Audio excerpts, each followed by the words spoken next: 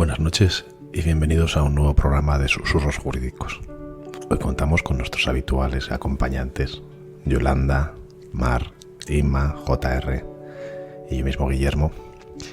Y tenemos dos invitados especiales. Tenemos a Sara Molina, que según podemos observar y después de conocerla desde hace muchos años, si vamos a su página web, dice que es una persona especializada en personas, en procesos de gestión y en tecnología, coordinando todo eso para sacar el mejor provecho o ayudar a mejorar a esas personas. Por otro lado tenemos a Arcairo, que es magistrado de lo contencioso administrativo de Santander y que tiene el honor de ser el primer magistrado que ha celebrado un juicio telemático en España. Vamos a hablar de juicios telemáticos, vamos a hablar de procesos, vamos a hablar de personas, vamos a hablar de conciliación familiar, de todo lo que se puede mejorar en la justicia y todo lo que podemos hacer nosotros por mejorarla. Espero que os guste y sin más ya voy a dar paso un poco al debate, a las conversaciones, dando la palabra para empezar a Cairo. A Cairo, cuando quieras empiezas y luego ya continuamos. Muchas gracias. Bien. Bueno, pues buenas tardes a todos desde Santander. Muchas gracias por contar conmigo para hablar sobre la experiencia de los juicios telemáticos y la influencia que la tecnología está teniendo últimamente, precisamente a raíz de la pandemia que estamos atravesando. La verdad es que, como todas estas cosas suelen suceder, fue la casualidad la que hizo que se nos ocurriera el intentar dar solución al problema que teníamos, pues de una manera un poco distinta.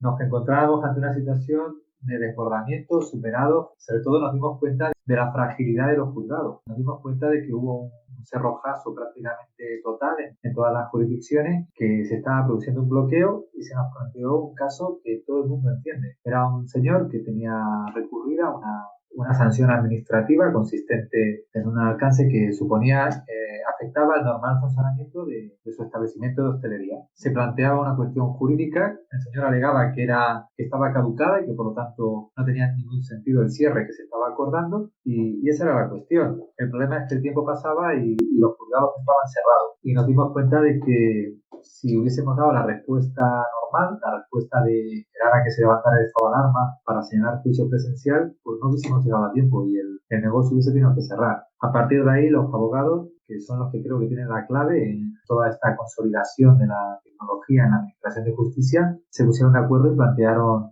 la posibilidad de celebrarlo íntegramente telemático. A partir de ahí, disponíamos de la herramienta corporativa que permitía esa celebración telemática, incluso abierta al público en general, y eso permitió que se pudiera celebrar. A partir de ahí, pues ha cambiado nuestro funcionamiento, incluso puedo decir que el funcionamiento de muchos despachos de abogados, porque ya a día de hoy son los propios abogados los que nos piden directamente intervenir telemáticamente desde distintos lugares de España. Las previsiones que tenemos es que va mucho más. Por ejemplo, todas las vistas que tenemos previstas en octubre, en un mayor número son vistas telemáticas más que presenciales. E incluso vamos a empezar a celebrar ya la semana que viene juicios telemáticos mixtos. De tal manera que los abogados que no son de Santander ya están pidiendo intervenir en estrados telemáticamente y evitar así desplazamientos. La semana que viene vamos a tener un juicio del letrado de Madrid que ha pedido intervenir telemáticamente y el resto de partes interviene presencial y va a interrogar a los testigos pues a través de una pantalla desde su propio despacho. E incluso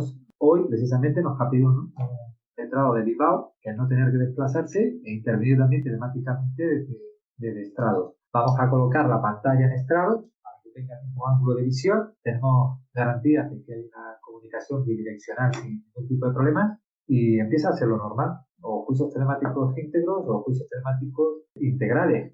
Y creo que pues vamos jamás. Ya también desarrollamos con normalidad testigos en los que se planteaba la cuestión de si el testigo podía estar o no aislado y escuchar lo que se decía o lo que se veía. Y hemos conseguido probar salas de espera virtuales que garantizan que el testigo se mantiene aislado. Y la verdad es que es muy ilusionante toda esta situación.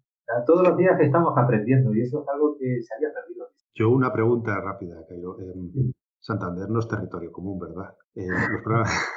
Quiero decir, quiero ser un poco malo, tenéis Sí. una serie de ventajas porque el Yo también programa lo por voy lo a menos... hacer. Sí, sí, no, no. Yo sé que tenéis algo muy bonito que en Territorio Común siempre hemos soñado y pedimos, que es el expediente digital, el acceso del abogado al expediente digital, y eso lleváis un adelanto de unos cuantos años. Es decir, que todos los abogados puedan ver el expediente digital, que eso Territorio Común todavía por desgracia no, que es una de nuestras mayores peticiones porque yo creo que sería esencial. Eso ayuda mucho, ¿no? A que podáis hacerlo así, me imagino, ¿eh? No sé. La verdad es que todavía lo que es el expediente digital completo no lo tenemos. Lo que tenemos es un índice electrónico, que todavía va bastante lento porque lo que hace es digitalizar actuación procesal por actuación procesal. Entonces se tarda bastante porque ir descargando una a una, pues todavía no es efectivo. Pero sí es algo que se prevé que en breve, igual que la centralización de grabaciones, que es lo que nos falta y es lo que hemos pedido a raíz de los juicios telemáticos. La tecnología cuesta implementarla. La tecnología da mucho respeto porque normalmente la sensación es que si no controlo, estoy o vulnerando garantías o algo no va bien. Y la tecnología es bastante novedoso para los jueces y magistrados porque por lo general no vamos de la mano con ellos. La ley rituaria pues suele ser bastante solemne y la presencialidad pues provoca esa sensación de mayor garantía. Entonces es algo que cuesta introducir, que va a ir poquito a poco, pero bueno, tenemos las herramientas, son herramientas corporativas sencillas, no han supuesto coste económico alguno y lo que estamos poniendo es actitud. Esa actitud de intentar aprender qué se puede hacer y bueno, entre todos va saliendo. Inma, quieres preguntarle algo, yo creo. Bueno, comentarle un poco, iba un poco en la línea de lo que tú has dicho. Yo soy Territorio Común.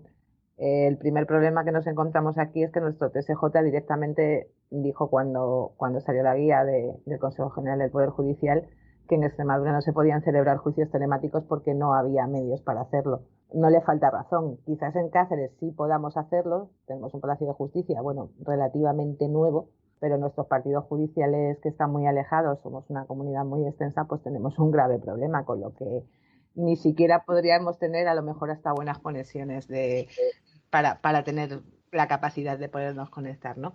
Yo hablaba con Sara cuando le invité y cuando hablé del programa, y ya hemos hablado en otro programa, de que yo no soy sospechosa de que no me guste la tecnología, todo lo contrario, a mí me gusta mucho la tecnología, pero que sí que le veo varios problemas. El primero, esencialmente el que tú dices, los medios. Los medios en justicia son fundamentales, no faltan en todos los juzgados, en unos más que otros, y creo que hay que hacer además bastantes reformas legislativas. Es cierto que la solución que vosotros habéis dado y la actitud es fundamental, pero sí que le veo ahora mismo pues quizás la brecha digital que hemos hablado o quizás una serie de problemas, y nosotros decías que los magistrados no están muy de la mano con la tecnología. Hay abogados que estamos muy de la mano con la tecnología y hay abogados que no les saques de trabajar el procesador de texto. Entonces, creo que eso sí puede ser un problema. Necesitamos, creo, que todos tengamos no solo una guía del Consejo General del Poder Judicial, sino que además tengamos alguien que nos dé formación y que esto se empiece a ver más. No sé si me equivoco. Y una cosita que sí te iba a preguntar, esto era un poco comentar lo que decías. Yo critiqué mucho en uno de los primeros programas que hablamos de juicios telemáticos, critiqué mucho el tema de que la guía y lo primero que hizo el Consejo General del Poder Judicial fue poner que para que hubiera publicidad se hacían los juicios por YouTube. Yo lo critiqué mucho porque me asusta mucho acercarnos demasiado a la justicia americana y no dejo de reconocer que vivimos en un país, me perdone todo el mundo si alguien se ofende, que somos muy de patio de vecinos. Entonces, ¿cómo solucionamos esa parte? ¿Cómo realmente le damos la publicidad que hay que darle a las vistas sin que sea o se convierta en un gran hermano judicial? Sí, la verdad es que cuando empezamos a pensar, porque a veces estamos en la inercia y no pensamos,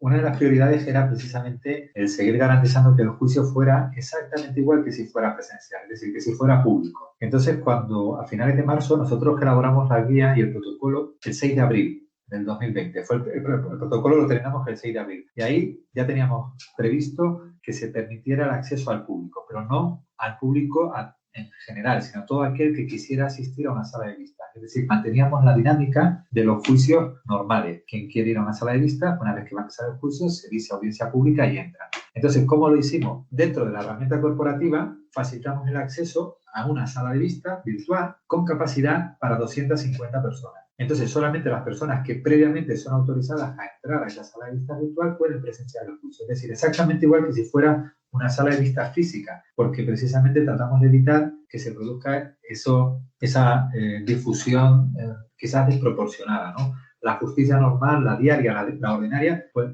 es probable que vaya gente a un determinado juicio y se tiene que facilitar ese acceso. Entonces, esa es la dinámica a la que estamos respondiendo, multiplicando por 10 la capacidad de las salas de vistas virtuales hasta 250. Es cierto que el Consejo ha aprobado la posibilidad de que se puedan difundir por streaming y es otra opción. Lo único que ahí la diferencia se hace mediante una captación fija de imagen. Entonces se seguiría respetando pues esa necesaria intimidad de los procedimientos y rigor que tienen que tener los procedimientos. Y luego, por último, no hay que olvidar que eso no impide que aquellos procedimientos en los que haya materia especialmente sensible, se declaren cerrados al público. Pero nosotros en ese sentido intentamos y llegamos a conseguir que precisamente pudiera acceder al público, pero un público previamente identificado y que tuviera acceso mediante la sala de vista virtual. ¿No? Y creo que Sara fue una de las que acudió ese 11 de mayo a Santander y bueno, creo que se consiguió equilibrar ese derecho también e introducirlo dentro de esta forma de celebrar los juicios, que no deja de ser una alternativa legal posible.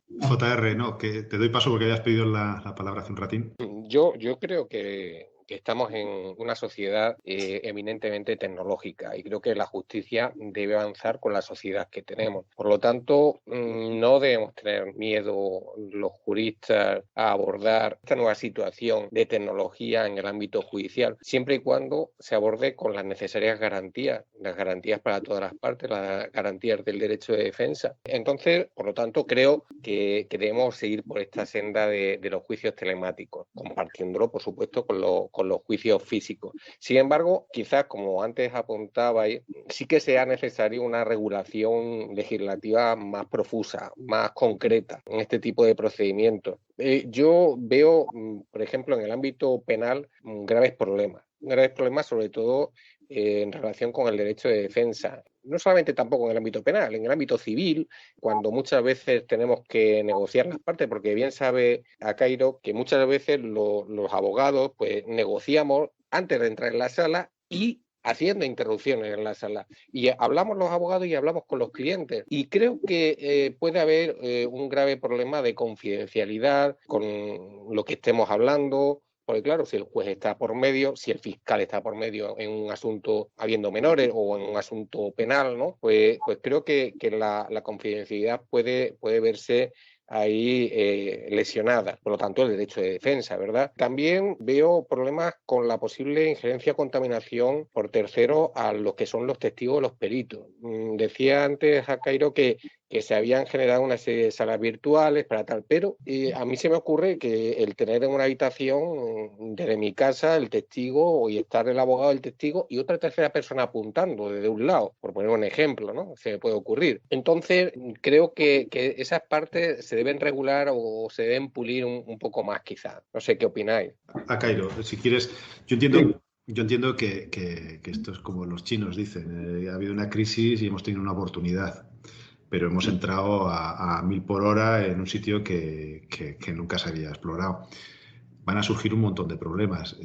Se me ocurren 1000. Pero lo bueno es que hemos abierto la puerta y hemos arrancado. El contencioso administrativo para mí es el sitio clave para arrancar porque me parece igual el más sencillo. Igual lo digo porque yo no llevo contencioso administrativo. Pero para mí me parece un sitio donde las testificales son distintas, donde las periciales son de otra manera, donde realmente el trabajo está muy hecho antes de la vista, ¿no? No lo sé. Eso, Akairo. Por eso digo que es un buen sitio para experimentar, para arrancar, y yo no sé lo demás. ¿Qué opinas, Akairo? Pero sí, como bien dices, es una oportunidad lo que se ha abierto.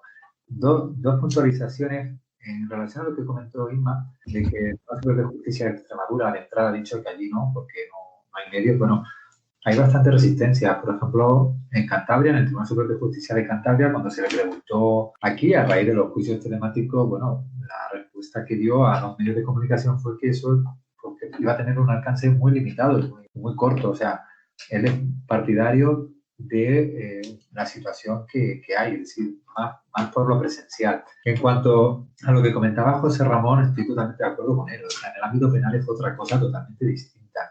Nosotros, como bien dice Guillermo, en el contencioso administrativo somos privilegiados. ¿Por qué? Porque la tramitación en muchos procedimientos que es por escrito y la esencia de la prueba es documental, es el expediente administrativo. Entonces, muchos de los juicios del contencioso administrativo no es otra cosa que la ratificación en la demanda y en la contestación, no es más. Entonces, muchas veces el trámite de la propia vista resultaba innecesario y las propias partes lo pedían. ¿Qué pasó? Que se paralizaron los juzgados y nos preguntamos, ¿pero por qué se paran si realmente no necesitamos celebrar vistas en muchos procedimientos? Entonces, a partir de ahí es cuando se abrió la puerta, cuando se puede decir telemáticamente que nos ratificamos. Evidentemente, las salas de vistas virtuales que hemos generado es porque muchos de los testigos son o policías locales o funcionarios que únicamente se ratifican o en el atestado que ya está elaborado y por todas las actuaciones o en el documento que ya está en el expediente administrativo. O sea, normalmente no son testigos que van a declarar sobre hechos nuevos o sobre hechos que haya visto, sino en general sobre la documentación que ya está en el expediente administrativo. Y por último, sí me gustaría añadir que, aunque normalmente cuando hablamos de derecho se nos va la cabeza al derecho penal, porque es lo más mediático, pero por introducir unos pequeños datos sin aburrir, cuando terminó el año 2019 en España había 2.835.000 asuntos en trámite. Bien, de esos 2.835.000, solamente el 25% eran penales. Yo no me planteo celebrar un juicio o sugerir que se celebren juicios penales de manera telemática, por supuesto que no, aunque luego voy a hacer una pregunta provocadora. Por supuesto que no, pero ese otro 75%, que es lo que colapsa muchos juzgados, pensemos en los juzgados de cláusula suelo. Ahora mismo hay cerca de 300.000 asuntos de cláusula suelo que están en las estanterías, de los que más del 90% es prueba documental. Pues cuando se lo comenté al decano de Santander, le dije, oye, ¿por qué no lo intentas? ¿Por qué no lo intentas? Al final lo ha empezado a hacer y está celebrando 40 vistas a la semana que quedan directamente para sentencia. Son audiencias previas en la que la única prueba es documental y quedan para sentencia. Está empezando a desatascar por primera vez el juzgado de cláusula suelo. O el compañero de Alicante, Aparicio, que dijo, oye, ¿cómo se hace? Y digo, pues mira, empezamos a probar y ha empezado a hacerlo y está sacando otras 50 vistas a la semana y está cada vez más en esos juzgados en los que solo es documental, sí que va a ayudar mucho. La pregunta que quería hacer para provocar a todos. ¿Un ciego puede ser juez? Yo la pregunta esa me la he planteado muchas veces al revés. ¿Un abogado puede ser ciego? Y yo siempre digo que una de las cosas que más me ha impresionado es en un juzgado de Madrid encontrarme con un compañero ciego. Admirable. O sea, de verdad que me resultó impresionante la puerta. Y si un abogado, un juez puede ser ciego, yo lo tengo muy claro que sí. Con los medios que tenemos actualmente, yo creo que sí. Lo he planteado porque en el 2014 se resolvió por el Consejo General del Poder Judicial y efectivamente se ha declarado expresamente que lo puede ser, especialmente en el contencioso administrativo, en el civil y en el social, sin ningún tipo de problema. Lo digo porque normalmente lo que se plantea es la duda de la inmediación. Uno dice, bueno, y es igual un juicio telemático en el que no hay esa inmediación directa, incluso a los mismos letrados, ¿no? A los que al letrado se le ve a través de la pantalla. Pues no, eso es un debate superado por el propio Consejo y esa inmediación no es tan necesaria como se cree. Sí, no, lo que pasa es que los ciegos desarrollan otros sentidos, como el del oído, ¿no? También. Entonces tienden a captar mucho más. Te voy a dar paso, Sara, porque vamos a exprimirte un poco. ¿Crees que estamos preparados para los juicios telemáticos con los procesos actuales? ¿O hay que barrer y modificar todo lo que son los procesos, como ha dicho, las ratificaciones, en los divorcios se pueden hacer los procedimientos de otra manera con una firma telemática, e introducir sistemas de automatizaciones, las vistas, cómo podemos expresarlas, si se pueden expresar con PowerPoint, que pues, directamente podamos expresarlos en la pantalla? Te dejo que te explayes lo que puedas. Vale, oye, mil gracias por invitarme. He apuntado un montón de cosas y como siempre aprendo un montón de Acairo y de vuestras preguntas además también. Así que gracias por invitarme a esta charla. Lo que planteas es muy interesante y al final nos ha hecho replantearnos lo que se llama transformación digital, ¿no? Que hasta ahora solamente parecía que se hablaba respecto a las organizaciones o a los abogados, que nos hacía mover esa resistencia que podíamos tener a la tecnología, y no solamente a la tecnología, es decir, a nuevos procesos o nuevos marcos de trabajo. Y yo había varias cosas que había apuntado y que van un poco en colación con lo que me preguntabas. Hasta ahora yo no me había sumergido tanto en lo que era los procesos de la Administración de Justicia. A raíz de poder asistir al primer juicio que hablaba Cairo, su pasión por acercar al ciudadano y bueno, es que sale por los poros, ¿no? Cuando le escuchas hablar y con el cariño que lo hace, ¿no? De repente dices, oye, ¿y cómo puedo mover un gigante como la Administración de Justicia, que cambie todos sus protocolos, sus procesos? Al final, la parte de tecnología es la última capa y lo único que han hecho es replicar de la manera más parecida cómo se haría el proceso de forma presencial, metiendo una capa tecnológica. Y lo que más me gustó del protocolo, que siempre es mejorable, porque al final era el primero que sacaron, es que, como ha dicho él, no suponía un sobrecoste, ¿no? Entonces, eso creo que es interesante porque la parte de medios, bueno, la repito aquí y se lo he dicho antes a Inma cuando hablábamos, y creo que sin medios es imposible, o sea, que haya situaciones como que lo que comentabas, Inma, que en Extremadura hay unas condiciones, que en otras provincias haya otras, imposibilita que esto se haga de una manera generalizada. Y al final sí que hay una cosa que es importante, y es que pintar un flujo de un proceso que es ideal se aleja de la realidad. Y entonces nos olvidamos de los usuarios, que son tanto los abogados como los jueces, como los ciudadanos, que esto al final quizás la parte más bonita. Llevo 10 años dedicándome a esto y nunca me había propuesto, o sea, nunca me había dedicado esa parte a investigarlo por friki, y por apasionarme por lo que Luis cuenta, de cómo también esto, cuando terminó el juicio dices, oye, es que al final estamos ayudando a algunos, a esa parte de ciudadanos en el contencioso administrativo, pero puede acercar la justicia. ¿Qué pasa? Que si nos centramos solamente en la tecnología, China hace poco salió el tema de los jueces robots, ¿no? Que utilizan a robots que automatizan determinadas decisiones que tienen poco valor. Bueno, pues pese a que yo me pueda gustar mucho la tecnología, creo que no todo vale, y que hay una parte personal, que una cosa es que la relación esté digitalizada, es decir, que nos conectemos por videoconferencia, y otra cosa es que sustituyamos ciertas cosas que creo que deben ser insustituibles. Creo que al final es un tema más de generar esos procesos, pero hablando con todos los agentes. Esto también lo hablaba con Acairo, se nos olvida muchas veces que están los letrados de la Administración de Justicia, hay muchos operadores. Creo que es necesario más que nunca sentarnos todos, desde los consejos, desde los colegios, escuchar a todas las partes, ver qué necesidades tienen, qué dificultades tienen en su día a día, porque teorizar con procesos ideales y sobre papel, el papel todo lo aguanta, ¿no? Y es muy bonito. Y aquí es donde cogen un papel relevante, desde mi punto de vista, tanto los colegios como el consejo de la abogacía, como otro tipo de consejos, porque creo que al final estamos hablando de qué implica esa brecha digital en los juzgados, ¿no? Con diferentes medios. Bueno, pero también se nos olvida esa brecha digital, que puede tener dos sentidos respecto a los colegiados, ¿no? Colegiados que tienen medios para acceder a un portátil y una buena conexión, y aquellos que no lo tienen. Ahí es donde tienen que entrar tanto el Estado como los consejos como los colegios, a facilitar y a posibilitar a que no todo el mundo. Por ejemplo, hablaba hace poco con un gran despacho que había habilitado una sala para reuniones virtuales. Díselo eso a un abogado individual que trabaja en un despacho que habilite una sala para los juicios virtuales. Oye, pues es que igual no se lo puede. Entonces, soluciones que los propios colegios tengan salas para poder prestarlo. No sé, se me ocurren, las pongo encima de la mesa. Y luego esa brecha digital también llega al ciudadano, ¿no? Pero ha pasado lo mismo con educación, que era lo que le hablaba a Inma. Con la educación, con todo el tema de...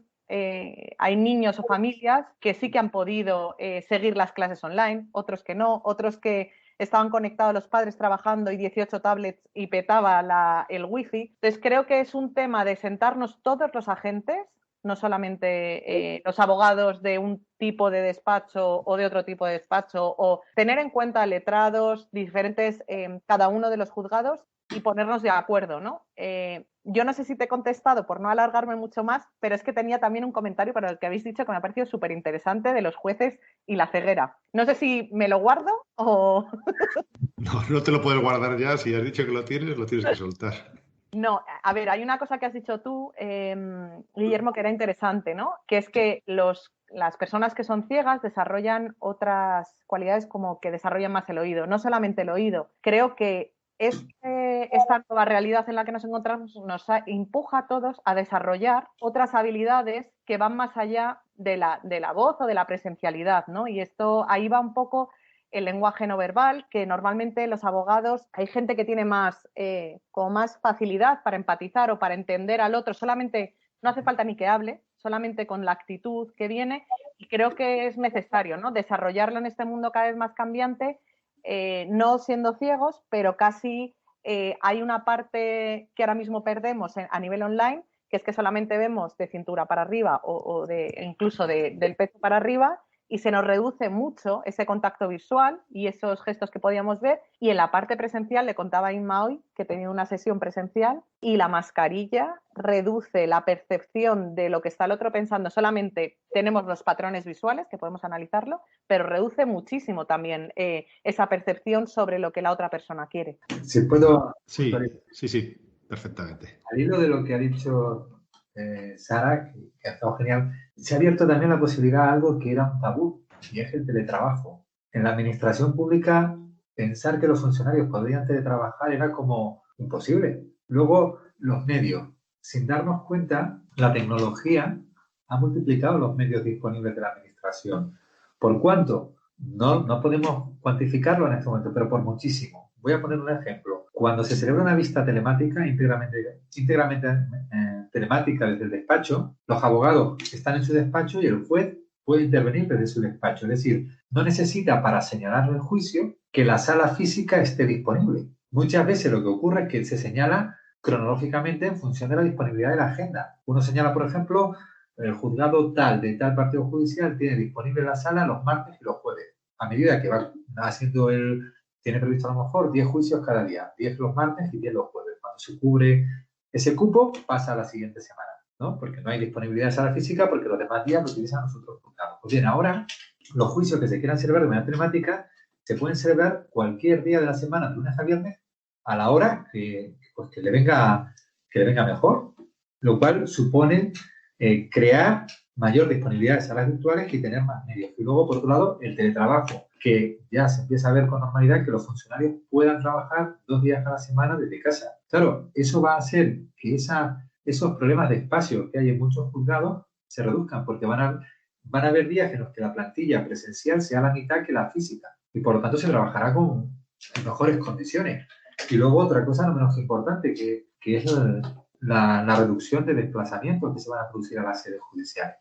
Nosotros estamos impulsando desde el contencioso, bueno, aparte de los juicios telemáticos, intentamos también que los apoderamientos de letrados también se realicen ya de manera electrónica para evitar los acudactas y sobre todo reducir desplazamientos que se pueden hacer electrónicamente. Hemos calculado que al año se pueden reducir varios miles de desplazamientos de los profesionales a los juzgados. Eso es un juzgado. Si multiplicamos, la reducción de desplazamientos es tremenda. Al final estamos reduciendo tiempos de respuesta, estamos ahorrando tiempo a los letrados. Y al final, pues es como una pequeña máquina de la tecnología de crear tiempo y bueno, a mí me parece, no sé. Esa es una de las variables que voy a introducir para luego dar paso a Inma. La economía. Estamos hablando de los medios, pero es que no pensamos en el ahorro. Es decir, estamos introduciendo un sistema de trabajo donde va a provocar un ahorro impresionante de espacio, de nuevos edificios, de nuevos medios en el trabajo, de calefacción, de todo lo que sea esto.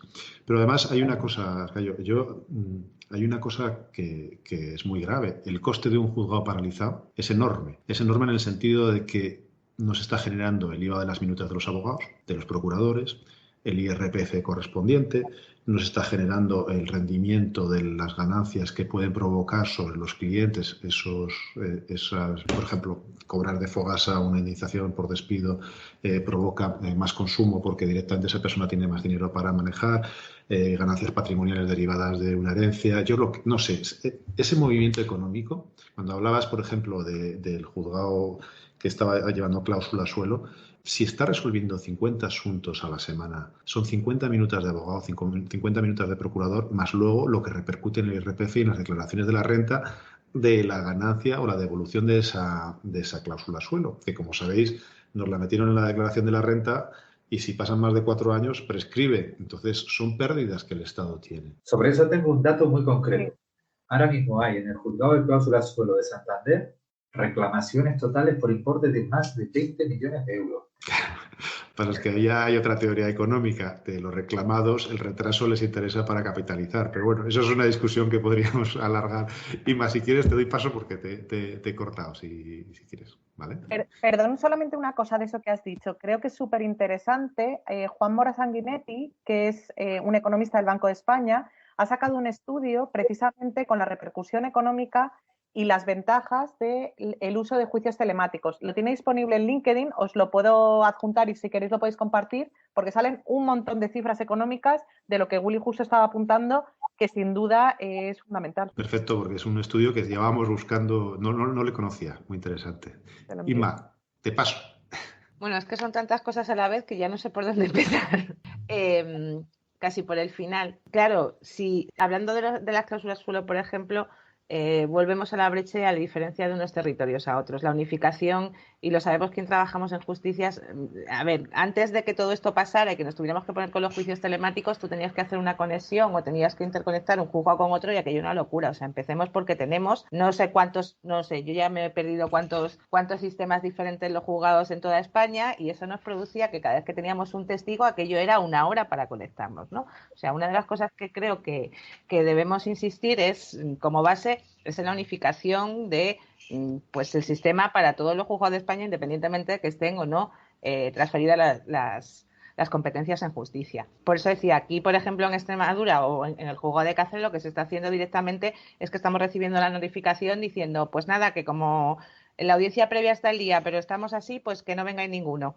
Así, resumiendo para que nos entiendan los estudiantes, ¿vale? O sea, realmente no están haciendo ni siquiera una vista telemática. Yo prefiero una vista telemática a que me diga un juzgado con lo que tengo ya aquí decidido.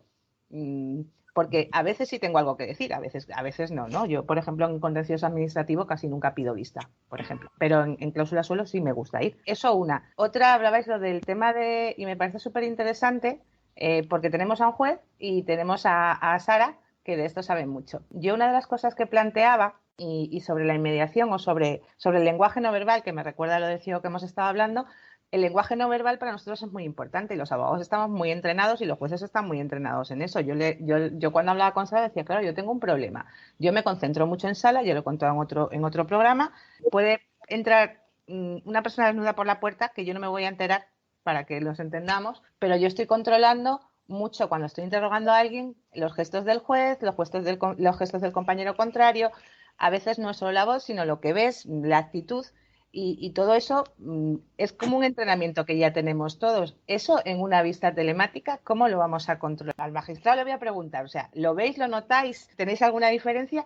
Y a Sara, ¿cómo cambiamos ese concepto de lenguaje no verbal y cómo hacemos en las vistas ambas cosas para que llegue lo que decimos y para que también nos llegue lo que está pasando en los demás sitios con el compañero, con el magistrado, con el fiscal, si está presente? Bueno, en relación a lo primero que comentas, pues es complicado estar a todos los detalles porque sobre todo en estas primeras vistas estás más pendiente también a veces de que la conexión vaya bien y sobre todo porque tienes la garantía de que al estar grabado, si se te pierde algo lo vuelves a ver. Esos detalles de gestuales, pues al principio pues, no puedo más que decir que en el contencioso administrativo lo que está en el expediente administrativo lo aguanta todo, o sea, el papel lo aguanta todo. Entonces, más allá de alguna anécdota que pueda pasar, lo que ponga, normalmente prevalece el expediente administrativo y es una interpretación jurídica, de ahí el potencial, pero claro, es que en el contencioso administrativo más de la mitad de los juicios es solo documental. Entonces, ese tipo de cosas, pues no nos influye mucho.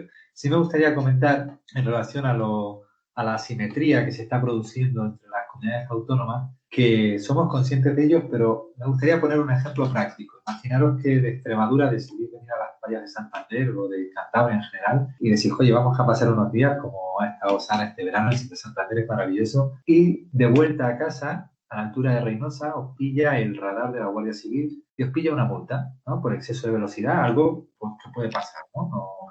No es que esté incitando a ello, pero que puede pasar. Y os llega la notificación a casa, a Extremadura en este caso, a Cáceres. Pues bien, nuestro sistema, aunque sea distinto al de Extremadura, sí permite conectarse a cualquier profesional desde cualquier lugar ya del mundo. Entonces podéis defender cualquier procedimiento que se lleve en Santander desde cualquier lugar de España. nosotros intentamos en ese sentido facilitar a los que están de fuera, aunque no tengan la suerte de estar en Santander, pero por lo menos que sí se puedan beneficiar de nuestros medios. Y en ese sentido es una manera de reducir la brecha que existe. El profesional de fuera ya puede disfrutar de todas las ventajas que nosotros tenemos. Y eso, claro, eso aumenta bastante el potencial de muchos abogados de España. Porque ¿quién no tiene algún conocido en Santander que tenga algún asunto?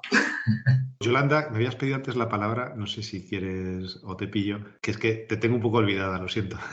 Pero... No pasa nada. Bueno, al hilo de lo que decíais sobre los ciegos, y es que me acordé que precisamente una compañera que se está quedando prácticamente ciega aquí en Ponferrada hizo uno de los primeros juicios aquí en la plaza y posteriormente llamó y mandó la jueza de ese juicio, me llamó, bueno, yo sabéis que soy la presidenta de aquí de la delegación, me llamó en esa calidad para decirme que estaba súper orgullosa de lo bien que se habían portado absolutamente todos los letrados, que habían conseguido celebrar todos los juicios, no había tenido ni una sola suspensión, pero que estaba ciertamente impresionada sobre todo con esta gente mayor que puedes pensar que les cuesta muchísimo más y encima con la dificultad de la ceguera, ¿vale? Evidentemente en un juicio telemático tuvo que tener el apoyo de su hijo, que es también compañero, es también letrado, porque si no hubiera sido imposible. Y de hecho, incluso mandó una nota que yo remití a todos los colegiados de la plaza de agradecimiento precisamente. Los juicios penales, estabais hablando, los juicios penales en Ponferrada, desde que todo esto ha empezado y se ha reanudado ya la actividad judicial, Fiscalía no acude presencialmente prácticamente a ninguna intervención. Fiscalía hace sus intervenciones en La Guardia pues desde sus instalaciones y no suele bajar a los juicios. O sea, cada fiscal decide un poco, evidentemente, porque el fiscal jefe no puede emitir una orden, pero la prioridad es la asistencia telemática a las vistas. Entonces, el juzgado de lo penal, de la misma forma, consideró que en igualdad de armas, cada vez que el fiscal interesara participar en un juicio suyo por videoconferencia, todos los letrados que intervinieran podían solicitar de la misma manera la presencialidad hacer el juicio por videoconferencia. Para ello, antes de empezar a celebrar estos juicios, se aseguró que había un canal reservado para que el letrado pudiera hablar con su cliente en cualquier momento del juicio. En ese sentido, se hizo ese acuerdo, se remitió nota también a todos los colegiados en esa dirección y evidentemente la prioridad del juez de lo penal era garantizar todos los derechos de los acusados en el juicio. Y efectivamente, lo cierto es que los letrados en un juicio penal preferimos estar en sala, más si están nuestros clientes, pero últimamente lo cierto es que los que están en prisión tampoco son conducidos a las salas del juzgado para estar, con lo cual pues te da lo mismo. Y sí que es cierto que si en cualquier momento deseamos tener una conversación privada con nuestro cliente, se le dice a su señoría y se para y se nos permite esa conversación privada. En cuanto a lo que apuntabas antes también de la diversidad de medios, de que no todos los compañeros, no todos los letrados pueden tener el mismo acceso, por parte de los colegios, por lo menos mi Junta de Gobierno ya lo acordó hace unos meses, la cesión de las instalaciones para la celebración de los juicios telemáticos para los letrados que lo pudieran solicitar, o sea, que no tuvieran una buena conexión en su despacho, pues porque hay gente mayor. De la misma manera que facilitamos el acceso al Exnet, a descargar todo esto pues a través de un ordenador en el colegio, pues previa solicitud para poder ir organizando lo que es la agenda, pues se pudiera celebrar. Con lo cual, bueno, pues entiendo que efectivamente ahí el papel de los colegios de abogados de facilitar y de establecer una conexión con los órganos judiciales es muy, muy importante. Y ahí en tronco, es que tengo mucho que decir, con lo que estabais comentando antes, que decíais que esto se tiene que sistematizar, se tiene que regular, porque a la postre lo que estamos haciendo son acuerdos como de pequeños reinos de taifas, pues lo que ha pasado en tu contencioso o lo que está pasando, por ejemplo, en mi plaza, que se llegan a determinados acuerdos para las asistencias a los detenidos pues por videoconferencia, etcétera, etcétera, etcétera. Y entiendo que esto por supuestísimo, lo primero son los medios, como decía Inma, que todos, pues Guardia Civil, centros de detención, los juzgados tengan los medios, pero igual hay que pisar un poco para que se consiga, porque nosotros conseguimos, por ejemplo, en 2 días, que el cuartel de la Guardia Civil de Ponferrada tuviera un portátil y una conexión que se pudiera utilizar para las asistencias. Entonces, a lo mejor también hay que pinchar un poco y por supuesto que sí que hay que como regularlo, independientemente de que luego, pues evidentemente cada magistrado, su plaza y todo lo que queramos, pero un poco regularlo, porque sí que no podemos estar al albur de eso, de los acuerdos o de los convenios que en un momento determinado se establezcan entre un juzgado y un colegio de abogados. Perdón, pero lo he soltado así todo porque No, muy tenía... bien. Yo estoy contigo. Lo que pasa es que yo creo que en España cada uno tira por donde le da la gana. Y entonces al final se hacen cosas maravillosas, pero no se meten en una bolsa todas las buenas ideas y se gestionan todas igual. Pero eso es lo que hay que conseguir. Sara, que antes te hemos cortado, yo creo, te doy la palabra y luego le paso a JR que directamente pasas, ¿vale? Vale, pero fijaros que me ha servido mucho lo que ha dicho Yolanda porque, bueno, hay 2 puntos que me parece interesante que han recalcado. Primero, de la parte de los medios, hay una parte que habéis dicho de la parte de justo hacer hincapié en dar formación. Yo siempre soy más, soy más partícipe de dar la caña para pescar que dar la pesca, ¿no? Entonces creo que la formación para eso es fundamental. Dentro de ello, creo que hay un ciclo de formaciones del Consejo que a raíz de todo esto del COVID se ha empezado a dar y eso me parece una de las muchas medidas para dar medios a los colegiados para tener esa formación. Y luego hay una parte muy importante que es cuando hay resistencia a cualquier cambio, me da igual, en una organización, a nivel, estamos hablando de la Administración de Justicia, es porque cada uno tiene sus propios intereses y tenemos que buscar un interés común. Yo eso me encuentro día a día en las organizaciones.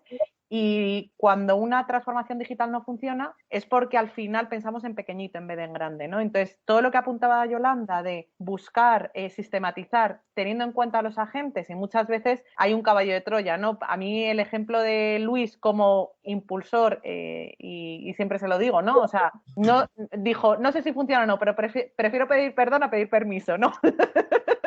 Yo siempre prefiero pensar que eso, ¿no? Pero bueno, hacer las cosas teniendo muy en cuenta que lo fundamental es que el interés común es garantizar el derecho a la defensa. Y según eso, aunar todos los agentes que forman parte de la Administración de Justicia. Y hay una pregunta que me ha lanzado Inma y la he hecho yo creo con todo el interés del mundo y que Guillermo sé que lo tenía ahí apuntado y me iba a preguntar. Ya hace 8 años me di cuenta que al final cualquier transformación empieza por las personas, ¿no? Los procesos los podemos pintar, los consultores somos especiales para inventarnos metodologías estupendas para pintar procesos y no sirve de nada si no se cuenta con la gente. Luego está la parte de la tecnología que se compra y ya está, y luego están las personas, pero no es y luego está, es que empezamos a la inversa, ¿no? Entonces, me especialicé me hice coach, no desde el mundo de la manera de frasecitas de Mr. Wonderful, porque eso no es hacer coaching, sino conducir y ayudar a las personas en ese cambio, ¿no? Ahí es donde la parte que no todo el mundo está muy de acuerdo, pero el uso de la programación neurolingüística como disciplina me parece interesante, apuntando un poco las preguntas que hacía Inma, ¿no? Bueno, pues una de las cosas como os podía decir es eso, que al final los procesos los pintamos, la tecnología la compramos y las personas tenemos que entenderlas, ¿no? Y muchas veces empieza por entendernos y conocernos a nosotros mismos, ¿no? Entonces, esa parte es lo que me llevó a entender un poco más la programación neurolingüística, que es muy útil. Además, yo le estoy encontrando una utilidad clave para precisamente entender cuando se nos recorta mucho lo que tenemos delante de nuestra vista y cuando se recorta la pantalla, ¿no? Al final, la programación neurolingüística lo que hace es estudiarla. Crearon 2 neurocientíficos que eran Grinder y Bandler en los años 70 y lo que buscaba un poco era definir un conjunto de modelos y habilidades cognitivas de cada una de las personas y las técnicas que les llevaban para actuar de determinada manera. Por ejemplo, con lo que contaba Inma, ¿no?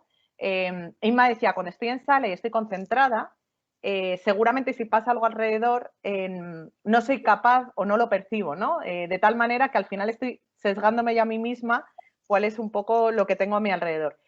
Seguramente, Inma, que eso te lo haré si quieres en una llamada, va muy en línea cuál es tu sistema de aprendizaje, ¿vale? Entonces, Según la programación neurolingüística, existen 3 tipos de modelos de aprendizaje, es decir, modelos que tenemos para aprender y para relacionarnos con los demás. Está el visual, que aprende con la vista, el auditivo con el oído y el kinestésico con el movimiento y las emociones. No se dan de una manera pura. Yo en mi caso soy visual y kinestésica, ¿vale? Y no son mejores ni peores, pero conlleva una serie de habilidades. Entonces, cuando tú eres una persona muy visual, es la parte que tienes más desarrollada para aprender y conocer, pero eso hace que puedas permitirte el bloquear. Sin embargo, si no eres auditiva y en ese momento llegan ruidos o otros impactos, te va a costar más seguir concentrándote, ¿vale? Entonces, ¿cómo o qué utilidad le podemos dar en esto de los juicios telemáticos? Bueno, pues cuando se reduce la pantalla a lo que vemos, que simplemente a veces es la cara, hay una parte de la expresión corporal de los hombros para atrás o para adentro o para afuera, que en la parte presencial lo puedes captar. Aquí puede ser porque la silla sea más cómoda o incómoda, o sea, eso hay que tenerlo en cuenta, pero hay una cosa que es muy útil, que son los patrones visuales. Los patrones visuales es que según esta clasificación tenemos 3 líneas en la que normalmente hay movimientos oculares y podéis hacer la prueba cuando queráis de una forma con preguntas ridículas, que yo siempre digo que al final es importante porque sabes si la otra persona te está mintiendo, pero ojo, no siempre es porque te está mintiendo, simplemente puede ser porque está creando una respuesta. ¿Cuáles son estos patrones? Cuando una persona normalmente es muy auditiva, la forma de hablar es muy lineal y no mueve prácticamente los ojos. Su mirada es bastante recta. Cuando una persona es más visual, sus ojos, bueno, de hecho me veis a mí y no lo estoy planificando, normalmente van más hacia arriba y tiene movimientos oculares mucho más rápidos, y cuando es kinestésica se mueve en la línea de abajo. ¿Esto qué implica? Que cuando una persona, esos movimientos oculares, además mira hacia la izquierda o hacia la derecha, son cosas diferentes. Cuando mira hacia la izquierda nos estamos moviendo en el campo de la imaginación, es decir, de creación de una respuesta, y cuando nos movemos hacia la derecha es en el campo de recordar algo que ha sucedido. ¿Esto qué hace? Que cuando nos movemos en el campo de abajo, que hemos dicho que es el kinestésico del movimiento de las emociones, podemos pensar que cuando realizamos una pregunta y la persona tarda en contestar, muchas veces corresponde precisamente porque está en este ámbito kinestésico, que implica que le genera algún tipo de sentimiento si es al lado de la izquierda, y a la derecha es que le genera un diálogo interno. Entonces, como esto se va a oír, no se va a ver, pero podéis hacer ejercicios tan tontos. Si ponéis patrones visuales PNL, os salen en Google cuáles son los movimientos oculares a tener en cuenta, y probar a hacer preguntas como ridículas, ¿eh? Puede ser, ¿de qué color tienen los ojos tu madre? O imagínate un unicornio volando. Os sorprenderá porque, por ejemplo, en un caso en el que estaba haciendo este ejercicio, le pregunté a la persona de qué color tenían los ojos su madre y se quedó mirando hacia abajo, hacia un lado y hacia otro. Y yo dije, ¿por qué no está respondiendo? O sea, me parecía una pregunta tan de decir marrón, verde, como mucho más sencilla. Bueno, pues yo no lo sabía, su madre había fallecido. ¿Qué pasó? Que esa persona, cuando le pregunté esa pregunta, de repente se dio cuenta, se acordó de su madre, miró hacia la izquierda, miró a la derecha y le generó ese diálogo interno. Es súper potente, hay gente que es muy crítico con la PNL, pero de verdad que ahora mismo que está muy acotado esa percepción que tenemos del tono de voz o de aquello que es más allá de lo obvio, que es lo que decimos, podéis encontrar patrones visuales muy positivos y muy chulos que os van a decir cómo es una persona, incluso cuáles son sus patrones de comportamiento. Yo, Sara, voy a dar paso a JR, pero antes decir una cosa. Yo me flipé con una serie que se llamaba Miénteme, que era del 2009, y el primer capítulo es divertidísimo porque es una empresa que se dedica a analizar las caras de la gente para ver si están diciendo la verdad o la mentira, ¿no? Es una pasada de serie para los que nos gustan un poco las cosas así originales, y la recomiendo. Y yo creo que es exactamente lo que yo lo llegaba a hacer con mis sobrinos para reírme, les preguntaba y bueno, ahora me miran fijamente cada vez que les pregunto. JR, ¿querías decir algo? Bueno, es súper interesante lo que ha apuntado Sara. La verdad es que tendremos a lo mejor que hacer un estudio también para cuando hagamos estos juicios telemáticos, ¿no? Mirar al juez, mirar a los compañeros, que muchas veces de nuestra perspectiva de estar en un lateral, pues tenemos una visión un poco reducida. En cambio, cuando estamos aquí en un juicio telemático, pues tenemos las ventanas abiertas y vemos todo a la vez, ¿no? Perfectamente. Entonces, quizás sea conveniente aprovechar esos instrumentos que Sara nos está indicando. Yo, el inciso era en relación con lo que había apuntado anteriormente Yolanda, en relación a los juicios penales, telemáticos penales, que se habían llevado a cabo, y la falta quizá de regulación. Simplemente apuntalar el hecho de que ahora, con el proyecto de ley de medidas procesales y organizativas para hacer frente al COI en el ámbito de la Administración de Justicia, que se está tramitando ahora mismo en el Senado, bueno, creo que se ha aprobado hoy en el Senado y ahora irá para ser aprobado definitivamente, se establece una posibilidad de juicio telemático sin que el acusado o el investigado, el acusado ya que sea en el momento del juicio, pues tenga que acudir, es decir, que sea también telemáticamente, y lo hace por la gravedad de la pena. Sí que establece la obligatoriedad de que acuda personalmente en aquellos delitos que son graves, delitos de más de 5 años de prisión.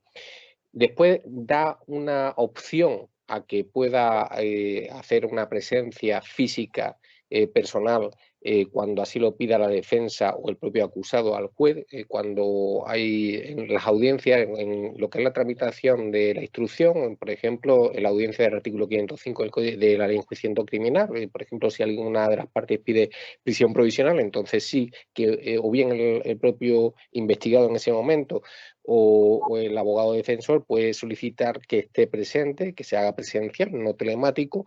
Igualmente en los juicios cuando alguna de las acusaciones pues pida pena de más de 2 años de prisión. Luego, por exclusión, todo juicio penal en el cual las acusaciones soliciten menos de 2 años de prisión, parece ser que se impondrá que sea de forma telemática. Yo creo que eso, desde mi punto de vista, no sé si se habrá aprobado exactamente así en el proyecto en ese momento y si se aprobará definitivamente así, desde mi punto de vista creo que es erróneo y creo que se debería ser, en todo caso, opcional a petición de la defensa y el acusado el hecho de que pudiera ser presencial y no excluyente por esa razón. Pero esa era solamente el apunte a lo que había indicado antes Yolanda. Yo, antes de que entres a Cairo, quiero añadir una cosa para introducírtela. La configuración de los juzgados. ¿Te imaginas de que aquí a 5 años, en vez de juzgados como están ahora, sean locutorios individuales donde metemos al acusado con una cámara identificado previamente y mantenga... no, lo pregunto porque igual la configuración hay que cambiarla. Es decir, dentro del juzgado, abajo una serie de salas, tú entras con tu DNI, le dices, entras aquí, habla, un poco las salas que se están haciendo virtuales, pero físicas para la gente que no tenga miedo. ¿Qué te imaginas de aquí a 10 años si hubiese medios que debería de haber en un juzgado? Esa es la pregunta, ¿vale? No sé. Yo, cuando reflexionamos sobre cómo mejorar la justicia, muchas veces nos olvidamos de lo más básico, creo. Siendo un poco crítico, creo que muchas veces quizás por lo que hay que empezar a cambiar es las leyes. Haciendo leyes más sencillas, seguramente tendríamos tramitaciones más sencillas, menos acumulación en los juzgados y una desjudicialización de la vida civil. Yo no soy partidario de que, como pasa ahora, prácticamente todo acaba en los juzgados. Unos que lo defienden dicen que eso demuestra nuestro civismo, que en caso de disputa no nos tomamos la ley con nuestra mano y vamos al juzgado, pero claro, al final estamos curando gripes en quirófano y al final por eso el sistema está colapsado. Yo soy crítico, yo soy del sector crítico, yo soy del sector que ha ido a las 3 huelgas que hemos hecho por falta de medios y de los que decimos que la única ley segura es la ley de bronce y que cada año la cosa está un poco peor porque no se terminan de tomar medidas estructurales de verdad. Por lo que es previsible que dentro de 10 años, si no se toman medidas en serio, no me imagino juzgados transformados digitalmente si no hay una inversión seria o un proyecto serio. Ojalá. Eso supondría pues, reducir muchísimos tiempos y dar respuesta a muchísimos problemas. Sí me gustaría añadir dos pinceladas, porque me pareció muy interesante la intervención de Yolanda en relación a lo que se está haciendo en Ponferrada y cómo el juez de lo penal pues tiene en definitiva esa actitud, ¿no? Sí me gustaría decir que incluso aunque hayamos sido, pues nos hayamos lanzado a la piscina, empezando con los juicios telemáticos, siempre hemos sido muy respetuosos con las partes y creo que para que se implemente realmente la tecnología, lo conveniente es convencer, dar margen a que esas resistencias pues puedan valorarlo, ¿no? ¿Por qué lo cuento? Porque normalmente nosotros antes de empezar un juicio telemático hacemos una prueba de conexión. Vemos que todo va correctamente y siempre le hacemos la misma pregunta a las partes. ¿Os sentís cómodos? ¿Creéis que podéis actuar e intervenir igual que si fuera presencial? Y lo comento porque hubo un caso en el que una letrada dijo, pues no, sinceramente no. Os veo, os escucho, pero se me hace muy raro. Claro, no aplicamos el Real Decreto diciendo, no, pues como hay que aplicar preferentemente los juicios telemáticos, lo vamos a celebrar sí o sí. No, no. Suspendimos que lo hemos acordado presencial y no creo que pase nada. La letrada estaba muy agradecida, ella misma reconocía que quiere aprender, que quiere sentirse cómoda, pero quizás todo está pasando muy rápido. Entonces sí creo que hay que optar por la vía de ese convencimiento. Y el último matiz que quería introducir en relación a tanto la intervención de Sara como de Yolanda, en mi opinión la clave la tienen los abogados. Estamos centrando el foco en los jueces y es cierto que depende en gran medida de la actitud de muchos juzgados. Hay jueces que dicen que sí y otros que dicen que no. Eso es cierto, pero siempre he dicho que la clave la tienen los abogados. Si esto empezó, fue porque dos abogados, como dijeron antes, también mayores, no se tiende a relacionar que son los abogados jóvenes, los que están más conectados o que manejan mejor la tecnología. Pues no, fueron dos abogados que ya tenían bastantes años de ejercicio y fueron ellos, que para mí son los que tienen la clave. Y el instrumento clave que hay para impulsar todo esto es la instrucción 1/18 del 22 de noviembre del Consejo General del Poder Judicial, en la que establece la obligatoriedad de uso de los medios tecnológicos cuando existan en el juzgado. Es decir, lo que no es posible es que teniendo esos medios un juzgado se niegue sin motivo, sencillamente porque no quiera. Y eso los abogados lo tienen que saber. Tienen que saber que existe esa instrucción por parte del Consejo y es obligatoria y hay que cumplirla. Y algo tan sencillo como que los colegios de abogados se puedan poner de acuerdo, hacer formularios de peticiones para que los juicios con determinadas características, aquellos que son de sencilla tramitación, se puedan resolver telemáticamente, se puede hacer. Y creo que por ahí, convenciendo y yendo poco a poco, se pueden acabar transformando. Pero lamentablemente creo que hay un cambio profundo tanto en las leyes como en la configuración de los juzgados, pues nos vamos a seguir encontrando juzgados hasta arriba. Te voy a dar pie a Sara, pero antes el colapso es una arma jurídica para muchos, yo creo. Y ese es uno de los problemas. Un juzgado colapsado beneficia a mucha gente. Y el exceso de procedimientos, si la justicia fuese muy, muy, muy rápida, yo siempre lo he dicho, en familia, por ejemplo, se podrían ahorrar muchos procedimientos porque se utiliza el año hasta que consiguen las medidas como un arma. Si resuelven en 15 días, como dice la ley, creo que son 15 días, ¿no? O 10 días, aquí nadie iría a las medidas provisionales previas y arrancaría mucho. Si los juzgados de cláusula suelo resolviesen en 10 días, los bancos no se opondrían a todos los procedimientos. ¿Por qué? Porque tendrían el mismo problema de capitalización o descapitalización. Por eso el colapso provoca más colapso todavía, o esa es mi teoría. Igual no es muy acertada, pero bueno, es lo que yo pienso. Los penales, las dilaciones indebidas. Bueno, es que el penal, la herramienta básica es dilatar, claro, para la acusación en mucha gente, ¿no? Y hay miles de anécdotas para conseguirlo, ¿no? Que hemos visto a lo largo de nuestra vida. Sara, yo no sé qué nos querías contar, que tienes la mano levantada. Pues es que me gusta mucho cuando le has preguntado cuál es su predicción, ¿no? a Kairos sobre dentro de 10 años. Esto hace mucho, hay un señor que se llama Saskin que escribe un libro sobre el fin de los abogados y luego ha hablado sobre también la afección de la administración de justicia.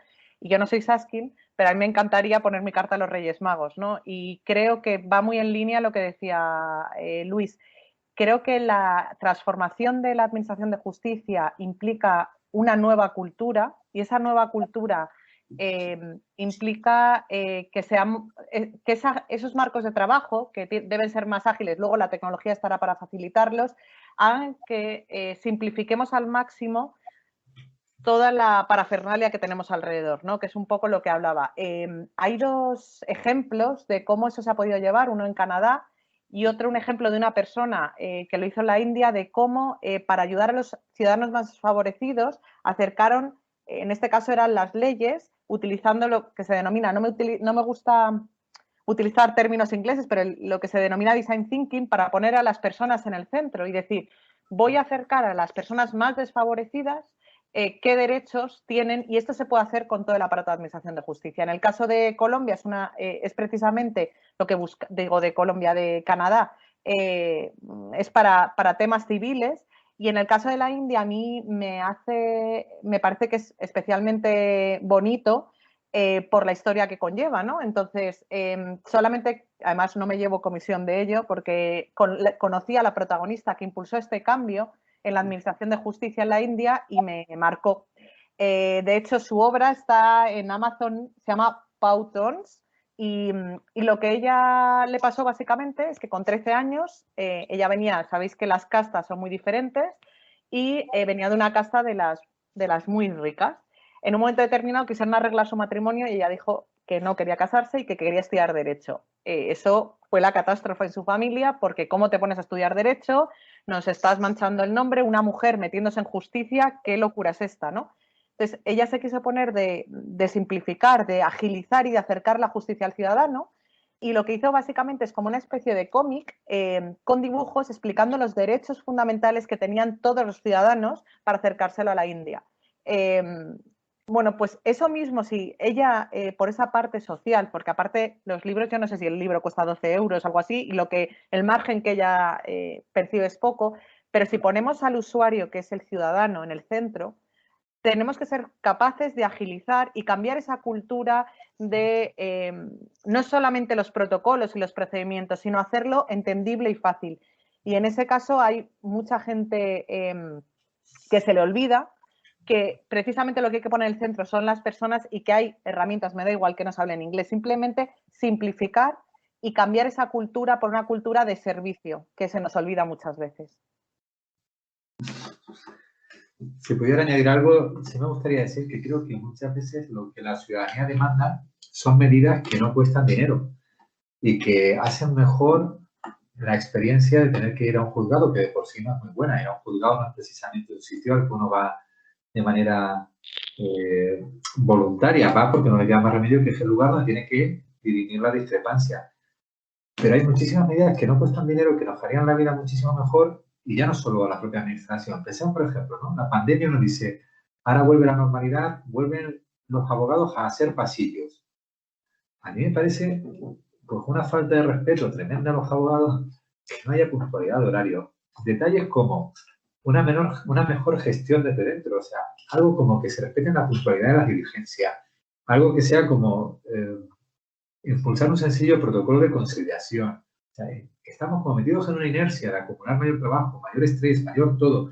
Y luego, en cuanto a la transformación digital tiene que venir desde dentro. O sea, pero efectivamente los abogados tienen la clave, los ciudadanos tienen que ser los principales beneficiados, pero tienen que venir desde las estructuras de quien decide, básicamente. O sea, que el Consejo parece que está en la línea de decir que esto tiene que quedarse, la transformación digital tiene que implementarse porque las ventajas son indudables. Y yo planteo la siguiente pregunta, que es ingenua pero con intención. Si al año, con los medios que tenemos, se tienen que gestionar 3 millones de asuntos, que es lo que entra aproximadamente al año, algo tan sencillo como que si en lugar de 3 millones lo que llegaran a los juzgados fuera 1,5 millones, seguramente desde ese momento tendríamos medios para responder en tiempo. Entonces, es probable que con ciertas modificaciones legales se pueda reducir bastante la litigiosidad.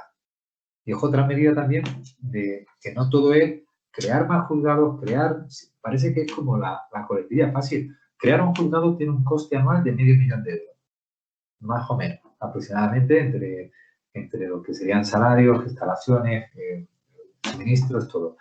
Yo creo realmente que hay medidas alternativas con un costo muchísimo menor que darían muchísimo mejor servicio, pero sobre todo eso, o sea, potenciar la relación con el ciudadano, redimensionar la justicia desde lo humano con medidas más básicas. Por ejemplo, lo que estamos viendo, las colas que se están produciendo, la forma de pedir las citas, es como que está deshumanizada. Los juzgados juzgados están deshumanizados, son pequeños reinos de taifa, y algo tan sencillo como protocolos de actuación, guías de buenas prácticas, no sé, hay tantas cosas por hacer que no cuestan dinero y que mejoraría la relación de la...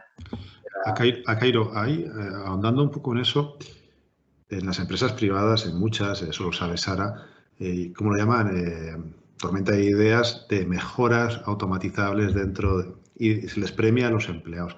¿Existe algún proyecto sobre eso? Porque yo estoy seguro que los funcionarios, los jueces, los magistrados pueden aportar una idea. Los abogados podríamos aportar 1000, pero ¿por qué no se trabaja en esa línea también de decir, oye, ¿qué aporta cada juzgado? Y le damos un premio a un mes de vacaciones porque nos ahorra muchísimo dinero, porque yo creo que todos tenemos 1000 ideas cuando vamos a un juzgado de lo que se podría mejorar. ¿Nos escucha alguien? ¿Hay canales de comunicación para que realmente las medidas ahorren dinero sin...? No lo sé, no conozco un poco cómo es el funcionamiento interno de todo esto. Luis, ya sé que tienes que contestar tú, pero te voy a decir una cosa. Como siempre los incentivos, pregúntale cuántos días de vacaciones le han dado a Cairo por no tener vacaciones dedicada a mejorar un proceso para dar un mejor servicio al ciudadano. Creo que la risa habla por sí sola, ¿no? Y ya ahí le dejo, ¿eh? Pero los incentivos que tienen las personas para hacerlo es la pasión y la ilusión que tienen personas como él o personas como los que estamos aquí por hacer que esto avance. Claro. O te hacemos sobresueldo a Cairo. Yo voy a contar mi experiencia personal como una anécdota más de las que te van marcando, ¿no? Yo me acuerdo cuando era estudiante de Derecho que me llamaron de testigo para el juicio de un amigo. Era una cosa de tráfico muy sencilla.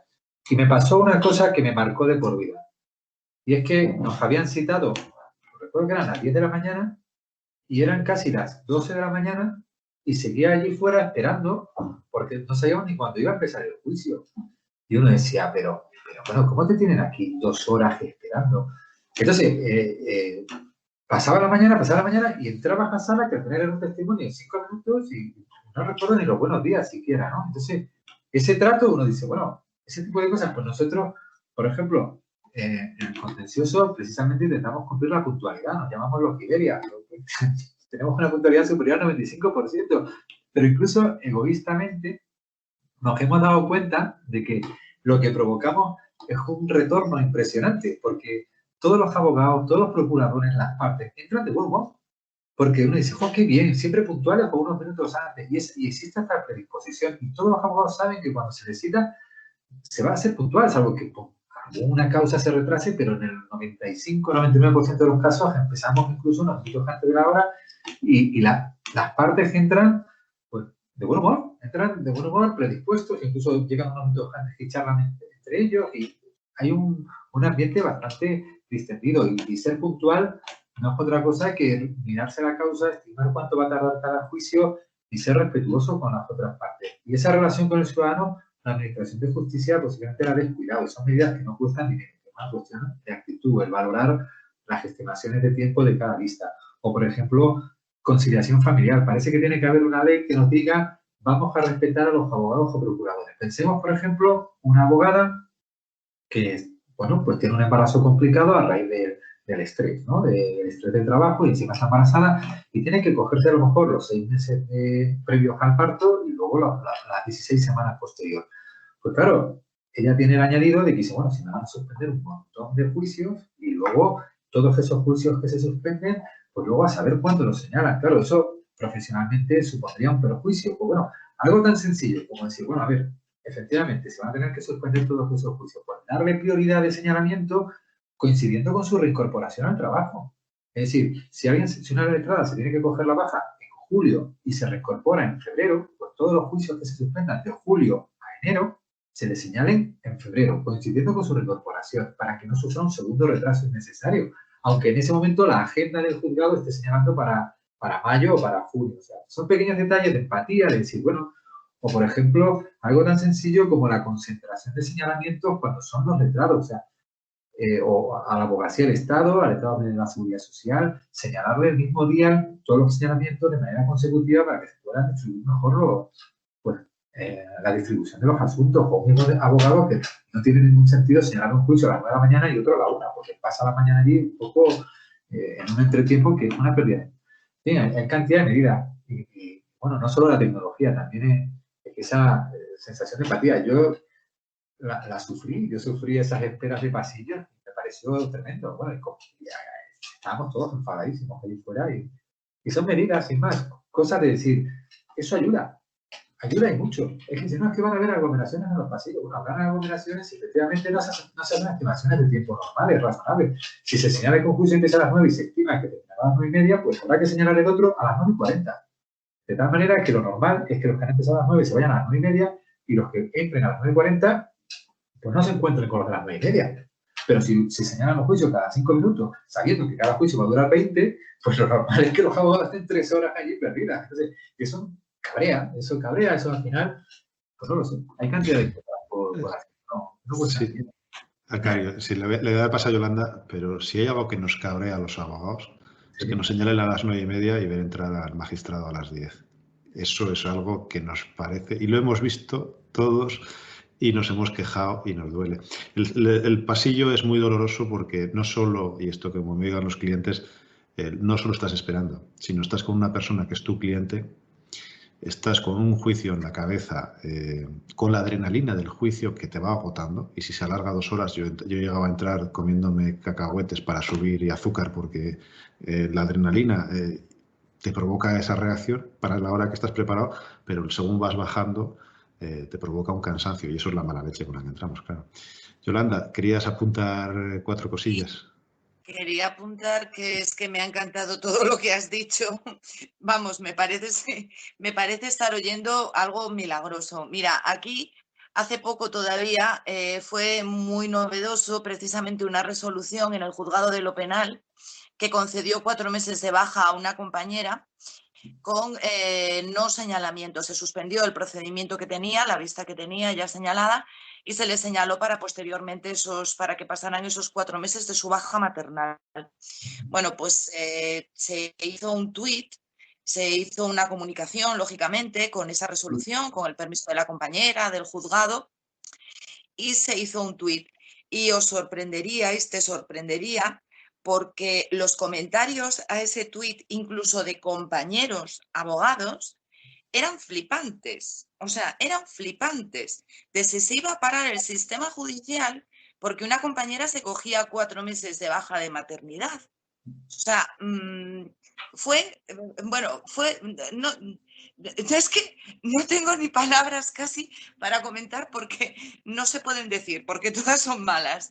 Cuando todos sabemos precisamente que hay muchísimos procedimientos que están guardados en un cajón, no guardados en un cajón físicamente, ¿me entendéis? Todos los que estáis ahí, los que nos puedan oír, y que no se mueven durante muchísimo tiempo, y cada vez que una compañera solicita una baja precisamente porque es un embarazo de riesgo o porque quiere quedarse, pues eso, disfrutar de su bebé 2 semanas, 2 semanas, o sea, no ya 3 meses, no 2 semanas, es como que en los juzgados se cae el mundo. No sabéis lo que es recibir comunicaciones al colegio de abogados de todos los juzgados al día siguiente de que esta compañera haya presentado la baja pidiendo sustitución del letrado en los procedimientos del turno de oficio que llevaba. O sea, es deplorable la falta total de sensibilidad que hay respecto a este tema de la conciliación familiar, porque es que, y ya no solo es eso, sino que lo que decía Willy, muchas veces te planteas, bueno, vamos a ver, ¿por qué el primer juicio de la mañana hasta las 9? ¿Nos viene bien a todos? Sí, perfecto, pues ya está.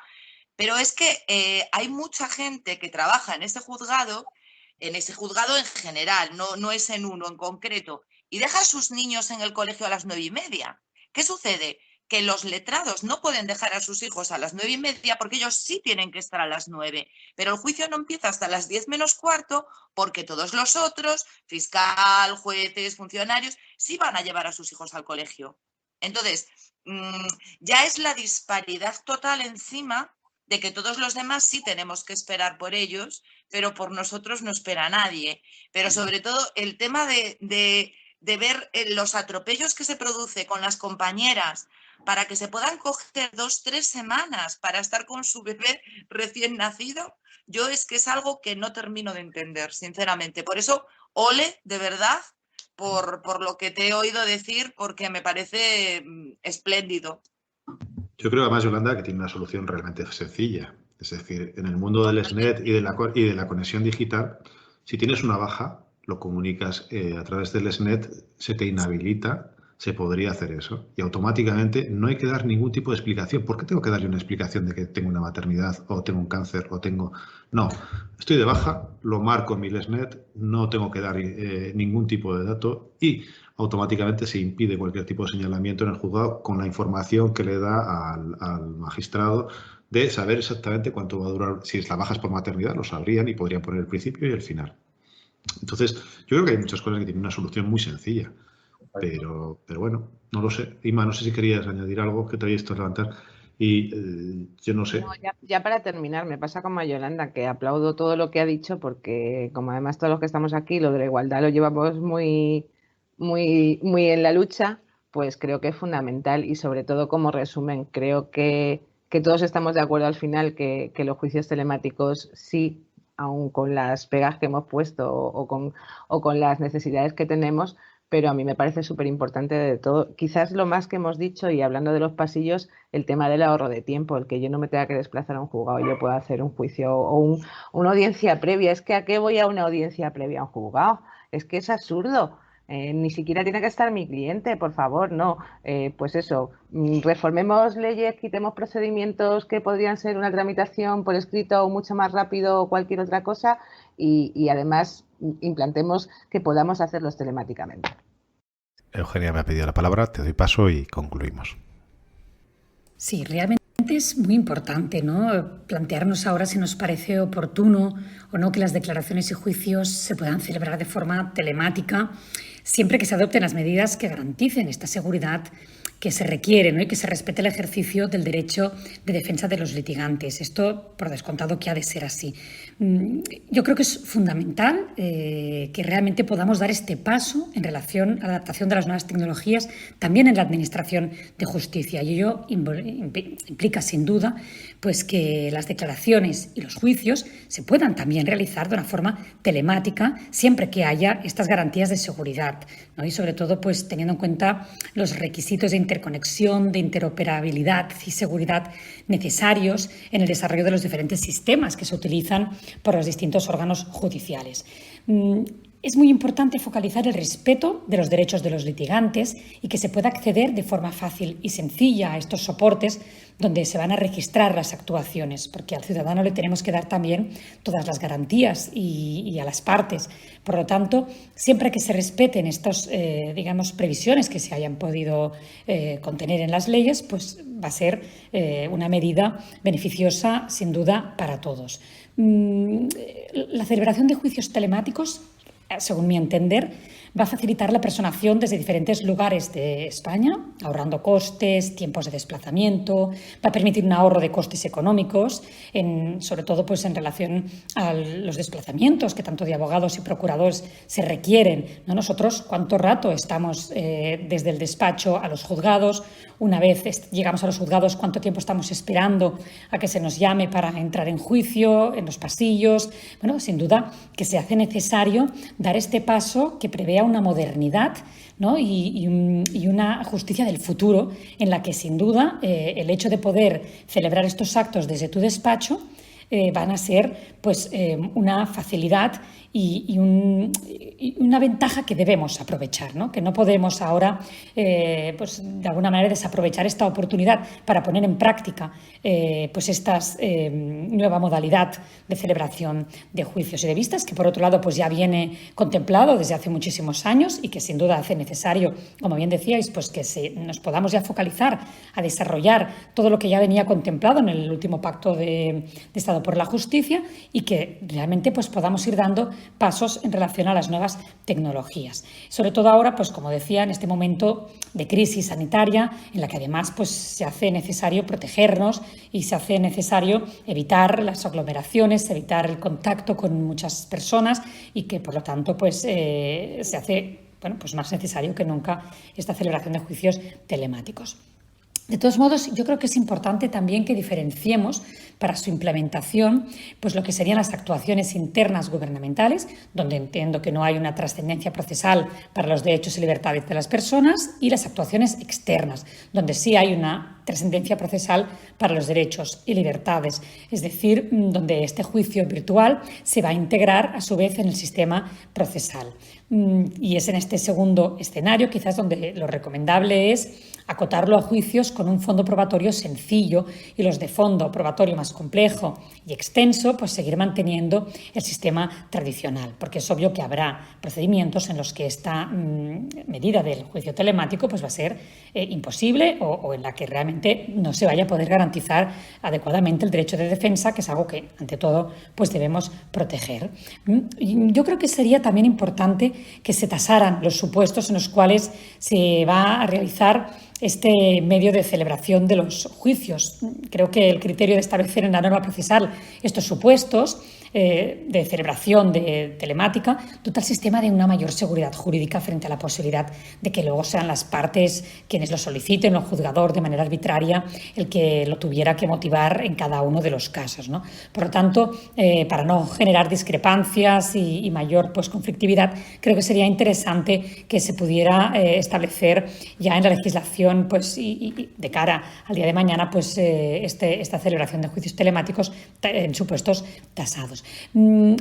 Cuando a veces hacemos referencia a esta necesidad de proteger el derecho de las partes, creo que también debemos tener presente, tanto asimismo para la declaración e intervención de testigos y de los peritos, con las garantías de identificación exigibles, que pudiera resultar idóneo hacerlo a través de la red de los juzgados de paz, que están extendidos por toda la geografía nacional y que, por lo tanto, pues pudieran acudirse pues, a este medio también para dar este apoyo y este soporte, ¿no? Por lo tanto, pues yo creo en conclusión que va a traer muchas ventajas la celebración de los juicios telemáticos, que es algo que se ha de analizar y se ha de tasar de cara al futuro, que ahora es un buen momento pues, para ver cómo se van desarrollando y qué efectividad tienen. Todos los abogados y abogadas que estamos celebrando de esta manera pues podremos observar pues las ventajas y sacar nuestras conclusiones para sin duda pues encarar el futuro, que yo creo que sin lugar a dudas ha de pasar